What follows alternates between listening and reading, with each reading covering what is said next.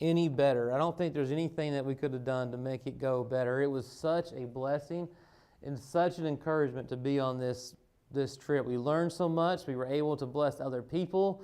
We were blessed ourselves, and it was an absolute fantastic trip. I'm going to kind of move along quickly because I want to give time to hear from other people who was there. Just hear their thought, and I want to hear questions, whatever questions you have. So this is our group. The first evening that we were there. It was hot, our first evening that we were there. And let us remind you that the day before we left, shoveling snow out for walking past, we have the frost lines on our eyelashes and stuff. So it was quite a contrary environment. This is our group in the Fairbanks airport heading down. We met up with another girl who flew into Los Angeles and met us there. And the traveling out there went so great. It's doing that thing, John, where it's kind of correcting me, so you may have to take over from there. We'll see. But we traveled from Fairbanks to Seattle, Seattle to Los Angeles, Los Angeles to Guatemala City, and then from there we took a bush plane into Kenya. Even the travel in there was really just kind of God-led. Our flights got all changed and kind of got all messed up last minute. We flew into, it was Seattle, right? Yeah, we flew into Seattle. We had such a tiny little layover over the announcement, and they said, hey, we have a large group that needs to catch their flight to Los Angeles. If everyone else could, please just stay seated while our Los Angeles crew gets off the plane. And I've been in airplanes, and I've heard those announcements before, and it doesn't change a thing. Everybody just all stands up.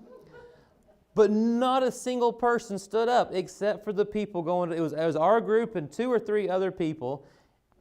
And everyone sat there. Not a single person got up. And we got up. We got off the plane. We're just the first people off the plane.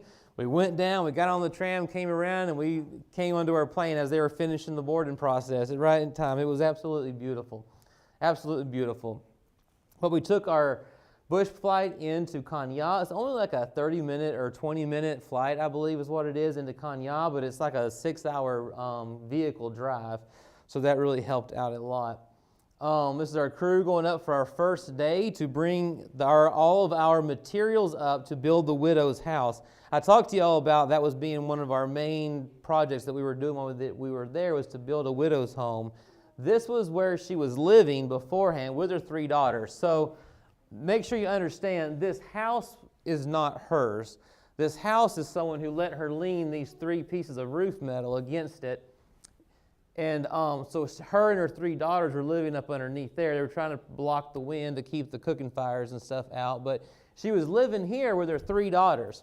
One of the big problems with this, though, was that the roof metal, those 3 pieces of roof metal on top, belonged to her late husband's father. And he kept coming and trying to get the roof metal off of her lean-to. He tried to get the roof metal off of these 3 or 4 pieces up there, because they belonged to him. And so she was kind of in a housing crisis. So one of our big things we wanted to do was be able to build her a house. But the problem with that is that we had to carry this house up a side of a mountain. And that proved to be slightly challenging. So the first trip up there, we made a bunch of trips. So the first trip up there, I was carrying a truss. I get up there, and I reach up the top, and I'm like, we can't do this. I don't know that this is going to happen. The trail wasn't that long. What do we figure, Luke? Quarter of a mile? 5 miles. Yeah, Amanda said no. It was at least 5 miles. Amanda was like, no, 5 miles minimum is what that had to be. But the first time we get up there and I set that first truss down, I'm like, this is, because we had all this sheet metal too. We had all this sheet metal. We had concrete blocks, stone blocks. We had all this material. But these teenagers and these young adults and stuff, and old adults, just kept going.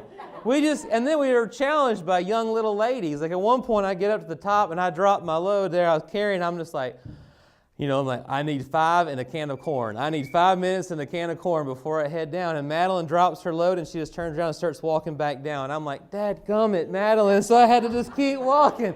I couldn't wait because Madeline didn't give me a break. It was challenging. It was so challenging. I tried to capture some of these hills. They were so steep, and the pictures do not do it justice. So you basically, though, you'd have to climb up this hill, and it was still steep all the way up till about this point up in here. And then it kind of plateaued off. You kind of circled around this ravine, and then you went back up this other grueling little hill. Again, the distance wasn't the problem. It was the intensity, the terrain, the elevation, and the out-of-shapeness really made this very challenging. Very challenging.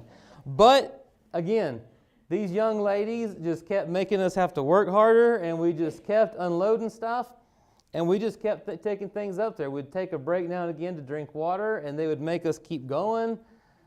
This was the site where we had everything set up to stage. This is where the house was going to be built at. It's right on the side of this kind of like a cliff kind of thing. They had to dig that spot out before we got there. We did not dig that out. We do not. We did not do that part. And we had lunch there, and then they just made us keep going. And these young ladies just kept making us go harder and harder. We started off carrying rolled up pieces of roof metal or tin on our shoulders, and we finally learned, like, no, we got to do this 2 at a time here. And so that ended up going much better. And again, I tried to capture some of these, some of how steep this was. I almost got Luke trapped on video falling down right here. His feet slipped and he fell down, roof metal on top of him. He just said, I think I'll stay here a while. And we did. We just, okay, let's just stay here a little bit. But that was after I had already fallen and he had to catch me in the metal. Yeah. And you notice, too, the ladies were all doing this in skirts and dresses. So the Mayan culture is a very conservative culture. So they wear full-length dresses or skirts all the time. So in order to be respectful to the Mayans there, they asked that all ladies wear dresses because to them, anything other than that is considered very inappropriate clothing. So they did all this in dresses and skirts the whole time.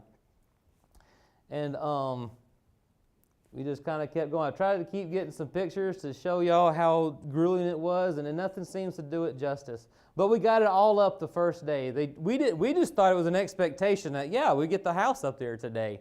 They didn't tell us till later that they never expected us to do it in one day. Yeah, so come to find out, they did not think that was actually going to happen. But we did it. And then, so this man, Luis, he's a Mayan. We just kept being so impressed with how strong he was. And he would just carry tremendous amounts of weight, and he would go and just work so hard. But it wasn't until the last day that we were talking to one of the missionaries that were there full time that were saying that, right, it was like we're literally just getting ready on the bus to leave, and they were saying, yeah, I talked to Luis the day after y'all hauled everything up, and I asked him how he was feeling, and Luis said, I am so tired. He said, Amanda kept going back for another load, so I had to keep going because Amanda kept going up and down the mountain. So we thought we were trying to keep up with Luis, but Luis was trying to keep up with Amanda. But we got it done. We got everything up on that hill. And again, it was just up on the side of this beautiful mountain. The lushness is really, really neat, really nice. The next day is actually the ministry's rest day. And so the kids got to play with a lot of the missionaries' kids there and stuff. We got to have dinner. We got to help out Joseph a little bit with something he had to do. Had a good time that day. And this, just in case you're curious, this is what 2 highly intelligent people look like making peanut butter and jelly sandwiches. And we consumed many peanut butter and jelly sandwiches the next day. So the kids, the youth also got to go help out a lot with, or they got to help out with a school program. It was really neat. It was the first time that they went into this new school, and so they got to be a part of that first time in this new school. They also got to participate with the widow program there. We don't have many pictures of the widow program. It's kind of one of those, it wasn't a good time to take pictures, so we didn't really get many pictures of the widow program. But they got to go to participate in the school program and help out with that. And I'm sure that was super exciting. I was not there. We were up on a mountain. Jake, didn't you guys have mules or anything? Donkeys? It was me. I was the mule. I even learned the name last year. The mule in Spanish is, oh goodness, it just left me. Burro.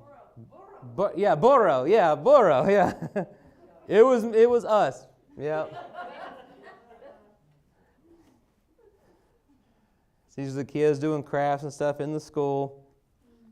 One thing that's really neat too, though, is that there at the missions facility, there's a lot of missionaries' kids, and so it's one thing that's really neat that we get to do when we go there is we get to treat those missionaries' kids very special, and let them know how much they are appreciated. So they do like a VBS with them, and they play games with them, bring them American snacks that they don't get in Guatemala and stuff like that. And they did some face painting with them.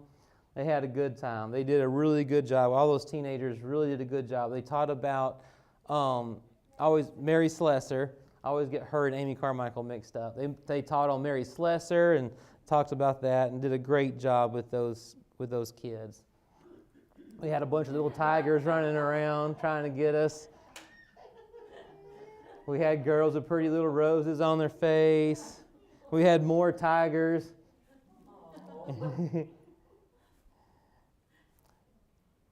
And that's Gregoria. She was up there. So that's one thing that was really touched us a lot is the day that we showed. They told us that she may not be there. They said because she's kind of. They said she's still very indigenous. It was the word they used. So they live really far back. And they said she may not be comfortable being around our team. They said they don't know if she'd be there or not. But she was there the first day, and she's grabbing metal, and she's hauling it up and down that mountain. She was grabbing sheets of tin metal and putting them over her head and climbing up and down that mountain. Her little daughter was grabbing stuff and they helped carry everything up that mountain. They were a big... What's that? They were the first two up the hill the first day. Yep. Yeah. Yeah, they showed us that we have no excuses. We have boots on, and we can't get up it, yes. Yeah, they were there. They were the ones leading the way up there. They were very committed and very actively participating in this. One of the things we had to do was we had to drill these anchors in. It was Luke's idea, and it ended up being a great thing. But I also learned that if you give your phone to a teenager, I think I have about 50 or 60 pictures of this. And I have about 50 or 60 pictures of this right here, too. So I got to do some deleting out of my phone here. Yeah, I have 50 or 60 slight variations of just slightly little different changes in their face. So we started assembling. The metal was all metal, and these blocks for our foundation blocks. And we just kind of kept assembling the building. They had done a lot of prefabbing before we got there, which really helped tremendously. But we had to piece it all together and get it all worked up. Everyone worked hard. Everybody worked together. It was truly a blessing to see everybody coming together, working hard, and putting it into it. I'm really glad that Luke was there because, we would start trying to figure out how to adjust the block, and we're trying to scratch our heads, do we move it this way or move it that way? And Luke's over there on a calculator calculating the Pythagoras theorem and everything, and we're like, we'll follow your lead, Luke. We'll follow your lead. So they were just trying to measure square from one side to the other, and I ran it quick on the calculator, and it was something like 274 and 0.75 was what our measurement was, and calculating it out, it was 275.74. So they got it within 1/100th of an inch just on a quick eyeing it up, and it was special. It was fun. Yeah, I'd say for the side of a mountain, that's pretty good, close, yeah. Yeah, we were really close. So they all worked really hard. I know I'm going to go through really quickly because I want to leave time for questions and stuff as well. Everyone worked hard, worked together. We kept going up and down that mountain. The house started coming together. So it was basically metal framing, C-channel framing. Our longest pieces were 20 feet. That's what that one picture, man, it was carrying one of those 20-foot pieces of C-channel. And a lot of just piecing things together. Their daughters would come after school, and you see her sitting there. She'd be doing her homework up there, sitting on stumps and stuff, doing homework. But they were so excited. You could just feel the excitement in those little kids. Because remember, they were living underneath 3 pieces of rusted tin that was leaned against someone else's house. And now they're watching their house come together. You could just feel the excitement in them. It was so much fun. They sat there with us a big portion of one day. They'd sit up there on that stump and they'd just watch us, and they would just giggle and laugh. It was one of my favorite parts of the whole time was listening to them giggle and laugh while we was out there working. It was such a blessing, such a blessing. What did they have to sting and bite you, critters? Trees. Josh, to tell you, their trees have a lot of thorns on them. They have a lot of mosquitoes, and during certain times of the year, they have a lot of dengue fever. But that's kind of the biggest thing. They don't have anything real specific there. They have them, but nothing that's like, this is the big thing that we have to worry. It's mosquitoes are their biggest thing because of dengue fever. Again, they all come up there. We actually all got to be there the day that we finished up. That was truly a blessing that we all got to be there on the final day, getting everything wrapped up. I can't remember, Luke, was you able to wear shoes up there, or did you have to go barefoot like Joseph did? Yeah, it kind of dropped off on the far side, and I started there. It was late when we got up there, 9:30, 10 o'clock, but it was still wet, and I quickly decided to go on the back side and let the sun come out and dry the front side off. Yeah. I remember at one point Joseph was up there. He had to be barefoot. He kept trying to slide off of it and everything. Pretty slick. Yeah. There was so much dirt and dust in there, so it really made it slippery. But everybody got to play a huge role in putting that house together. Had to work hard, had to move some dirt, level everything out because their floors are going to be dirt floors. And this is the final product. It was a two-room house with a little lean-to porch over top of it, or a little porch over it. But remember what they came from, what they were living in. And Joseph was saying, like, this is a mansion to them. This is a mansion to them. And this right here was what it was all about. This right here. Isn't that just beautiful?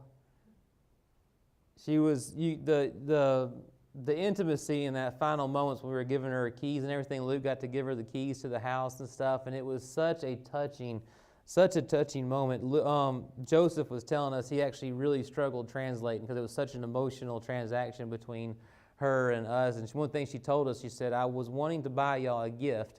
I was wanting to get you a gift, but I have no money. She said, but I know that God is going to repay you, is what she told us. And very, very touching. It actually kind of showed us how touching it was. That she ended up getting her loom. So to earn money, she does this handmade loom, and she creates these tapestries. And so she sells these, is that the word for it, tapestries? It's like, she'd slide them through, pull the loom down. It's all just handmade stuff, and she'd slide it through and do another one. But there were missionaries that had been there for years, and they're like, you got to see them do that? Like, they hadn't seen them do it. So her showing that to the group was actually that was, I think, her way of like, I'm appreciative of you. I have nothing to give you, but I want to at least show you how I do this. It was a really touching moment. For income, too, she also helps watch people's goats and stuff. So she's doing everything she can to take care of herself. But it would have been something that her having a home where she could have her kids and raise her kids would be something that would never have been able to be obtained without just many, many people coming together to make it work out. And it was truly a blessing to get to be there. This was her when we were just kind of finishing up. We were talking with her, and she was telling us how much she appreciated us and stuff like that. It was really a very special moment. And then after we got the job done, we got to have a little bit of fun. Got to get ice cream. We were starting to see the trend of who was the fun person on the group. I'm not sure who it was, but we had one that stood out as the fun guy. We also, too, it was our last evening we went for Doblatos. Is that right? The last evening? So the last evening we got to go out and eat street food. And that was really fun, getting to try out some street food. They're called Doblatos. So it's kind of like corn tortillas with some chicken fried on the inside. And but this lady is back there. She's flipping these things with her bare hands and that spatula, grabbing them and controlling them in that bubbling grease. That lady's tough as nails. We should have hired her to help carry everything up that mountain. Now that I'm thinking about it, we should have hired her for her help. All right, so I know that was very unedited and very unrehearsed because we just got in last night, actually, and then we've had the mission team there at the lodge, so I haven't had a whole lot of time to prepare. But what I like to really do, though, is I like to answer questions because I could talk for 4 hours about the trip, but I may not answer what you actually want to know. So I'd like to answer questions. First, though, who would like to share something about the trip? Before that, who would like to share something about the trip? Aubrey. It was just really awesome getting to go back and getting to talk with the missionaries and build great relationships, playing with the kids, playing soccer. And one of the kids, when we were leaving, I gave him a soccer ball that we had brought, and he said, "I really like you. I don't want y'all to leave." And I was like, "Well, we're gonna come back next year." And he was like, "If you tell your mom, you probably won't." But it was just really cool getting to see everybody again and getting to talk with the missionaries. And I loved the widow saying that she couldn't pay us, but she knew that God would. And I loved a lot of the stuff with the widows too, getting to see them work so hard for making baskets and stuff to sell them and everything. And one lady, she was like, I have no idea how old she was, but I'm surprised she got to that place. And she was there. She had a bunch. She had like the tapestry stuff too, right? Yeah. She had like a grass mat. They make these grass mats and stuff, and she had one of those and stuff. It was just really cool getting to interact with those widows, even though you can't talk to them, just getting to interact with them. So her saying that real quick reminded me. So Gregoria, like I would have guessed her to be a little bit older. She's had a hard life, so I think it makes her look a little bit older. But in reality, she was probably what we say early 20s is what we kind of figured probably was.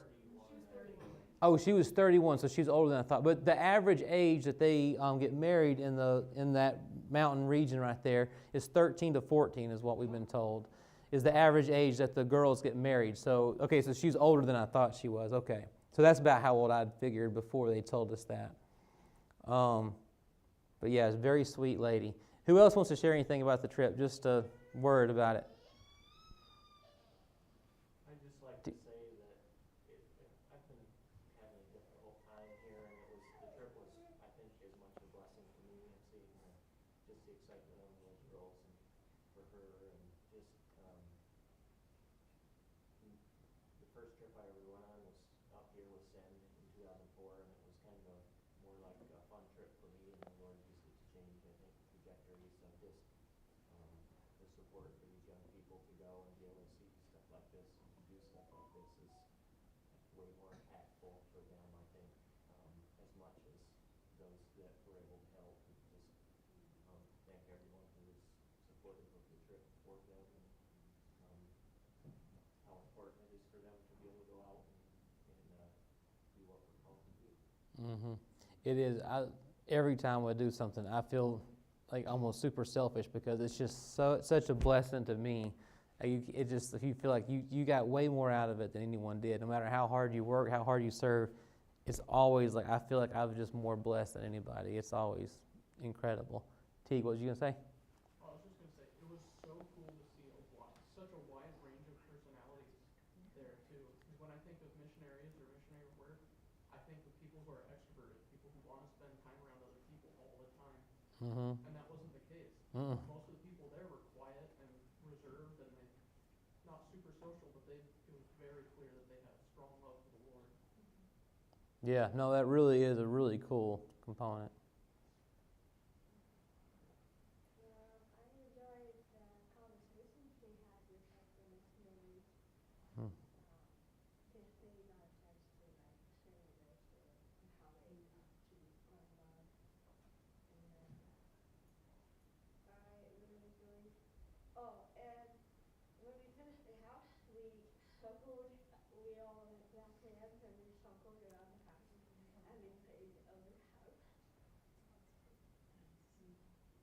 Yeah, I think soccer was fun too. Yeah. Yeah, I forgot to say that was Amanda's idea. So we need to pray over this house. There's a lot of darkness in that area still. A lot of darkness. So we prayed over it. It was really, really special. Anybody else got anything to say before I go questions? Yeah, Josh. Me and Strider kind of went on a little adventure picture of the house. Oh yeah. We had to kind of climb this side of a mountain. As Jake said, it wasn't really bugs we had to worry about. It was trees. Yeah. Trees, and I got a bit of a wound out of it. You got a scar to show. Oh yeah. Yeah. But it was definitely worth it. He tried to go Tarzan on a tree, and it was a spiky tree.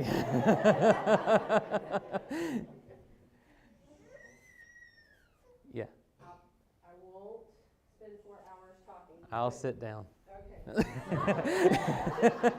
just want to say thank you just for the prayers that went into this. No one got sick. Like that was amazing. We've done enough traveling to know that you're around so many different people, that you're exposed to and everything.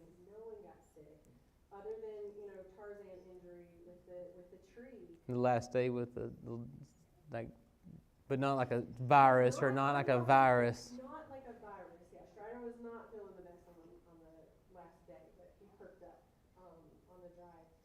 But all the metal, you've got all this metal and this sheet metal and the 5-mile hike.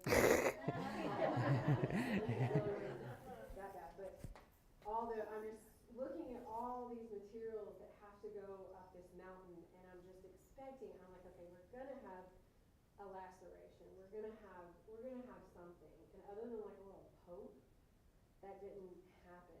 And just asking, when we found out that our flights got changed and we had a 41-minute layover in Seattle, I started asking people, I'm like, please pray over this. Like, we had to make that connection in LA, and we were meeting a young lady, Rebecca, who was meeting us there in LA, and then continuing on. So if we'd missed that flight, that would have just really been very rough to adjust that and everything. And just to watch a plane full of people, we were all towards the very back of the plane, and to watch a plane full of people be kind and stay seated so that we could go, and then we got to the tram and the door was literally open, so we just walked on it. We didn't have to wait for it. I mean, just getting to see God's hand from the very beginning, the first day as we were traveling, it was absolutely amazing. The Saturday morning, our devotion, we focused on strength. In the NIV, strength is used 40 times in Psalms. In Psalms 28, verse 7, it says, "The Lord is my strength and my shield. My heart trusts in him, and he helps me. My heart leaps for joy, and with my song I praise him." And that was something, like Jake said, the first trek up there, you go to pick up something, you're like, oh, it's pretty light, and you get about 5 feet up the hill, and you're like, it's really heavy. But just when we got to the top of it, there's no way that we can get all this material up here in this first day. And then you just see people go and go. At one point, Madeline's sitting there. She has 2 pieces of metal. She goes to sit down to rest. And I went, Madeline, you can carry one. And she goes, this is how it gets done. So with all the different personalities, the age ranges that we have, there was no complaining, there was no grumbling, there was no fighting, there was none of that. Just the joy and getting to grow closer together through this, and seeing God's hand work and seeing the joy on the faces there. It was just amazing. It was just an amazing trip. Like I'm just so thankful. So thank you for the prayers that were poured into this. We felt them, we saw them, and it was just thank you, God. Even to just relationship dynamics. I mean, everyone got along so good. Everyone served each other. It was just amazing. Absolutely amazing trip. I'll open it to questions unless someone else wants to share anything real quick. Why no windows? I'm sorry? Our house would have been so dark. They wanted it like that. So I asked even about not bringing the roof metal all the way to the top, and they said no, they want it as closed up as possible. And to me, I'm just like, this seems just stifling. But I mean, we just thought you got to trust them because they know. And then that was actually one thing Gregoria specifically said. She said, "Thank you for not putting in windows," or thanks for how buttoned up it is, because to them it's security.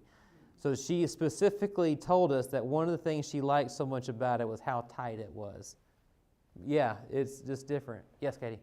That was one of the things that was really impressive to me, was getting to talk with the missionaries and hear like their purposefulness in understanding the people and making how, like even the house or like any of the things that they do, they were so purposeful about respecting the people that they were serving. Yeah. And that was one of the things they really took it into account. They were going to make, like, other people had been like, oh, you should make this huge so embarrassed if we make her this huge house and she's not gonna feel safe with any openings in it. And they were just so purposeful about the way they did that and just the way they run their ministry in general. And I was really Yeah. Even the height. So the door height was what about here? You probably say, Luke, right about here.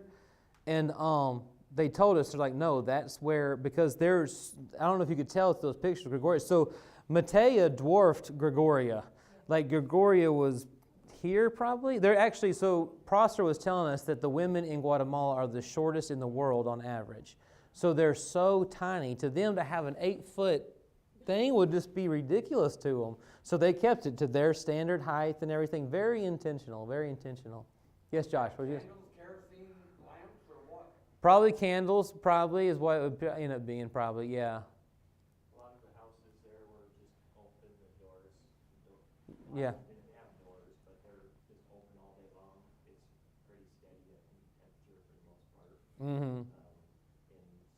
And then it's not like here, it's, you got sunglasses on and in 15 minutes it's blackout, you know, half an Yeah. hour or less from when it starts setting. So it's just all night, it's just dark, and then in the daytime things are open. So probably that has a lot to do with not needing the wine windows as well. Yeah. They probably indoors to sleep and be out of like when it's the rainy season and stuff. Josh, what was you going to say? I don't know if you, as Oliver mentioned, we play soccer with the kids, but I don't know if you mentioned it, but his name was T-Bron, right? Tiburon, yeah. He was extremely good at soccer. Yeah, yeah. He did all of us. Oh, yeah. Yeah, they know their soccer. Football. Yeah, yeah. Anybody got any questions? Oh, my goodness, we answered everything. No questions? When you talk Yeah. about the missionaries that were there, are you talking about like Jessica and her family, or were there other missionaries there as well? Yes, so it was Joseph and Jessica, their family. It was David and Brittany. It was Prosper and Miriam. They're from Namibia. They're there as missionaries. There was Dwayne and Leslie, Ryan and Katie. And then they have a lot of locals. So they run a hospital there. It's a very small hospital. It's smaller than our clinic probably here, or less capable than our clinic here. But it's a hospital there. And so they have a lot of workings going on. But those are the international missionaries there. Yep. T, was you saying something? Oh, sorry. No, I didn't have a real question. I was gonna be. Oh, okay. Were you saying something? Two real quick questions. Uh-huh. Practical ones. First of all, is it a dirt floor in the house? Yes, dirt floor in the house. Okay, and what's the dimension of it? It was 12 by 20. Yeah, 12 by 20. That's what we had. 20-foot C channels was our longest pieces. So yeah, 12 by 20. But a lot better than 3 pieces of 10. Yeah. But they were saying we did a lot of steps to make it last a long time, because they were saying like her children will end up having families there probably and stuff. So it'll be a generational home. Really pretty special. Jake, Yes, going sir. up them draws, did you have like a little creek or something? If you did have a creek, could you drink the water? Did you have to pound for a well down in the, what'd you do for water? So those mountains have a lot of little springs coming through, and what they'll do is they stick like a little hose, yeah, and they'll divert water from those little mountain springs. And yeah, they can drink it. We might get sick, but they can drink it. Yeah. And the same question, no indoor plumbing, obviously. No. What do they use for a bathroom? Did you have a facility there that they?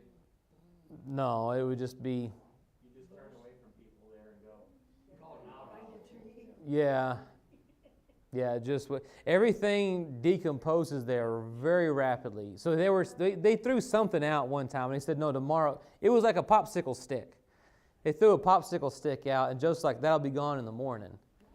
They said the termites and stuff are so bad, and everything just decomposes there so rapidly. But yeah, he was like, it was a popsicle stick, right? That he was like, it'll be gone tomorrow morning.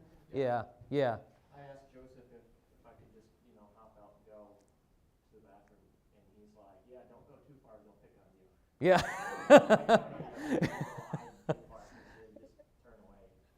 Yeah.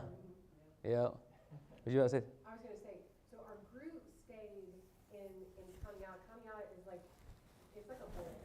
So there's mountains all around, and then you like the town at the base. But we stayed there where the hospital is, like just beside of it. There's a mission house there. So we stayed in there. That's where we would stay at night. Very nice place, yeah. Yeah, we have indoor bathrooms and everything there at nighttime and stuff like that. But Yeah. out and about, you just find a tree.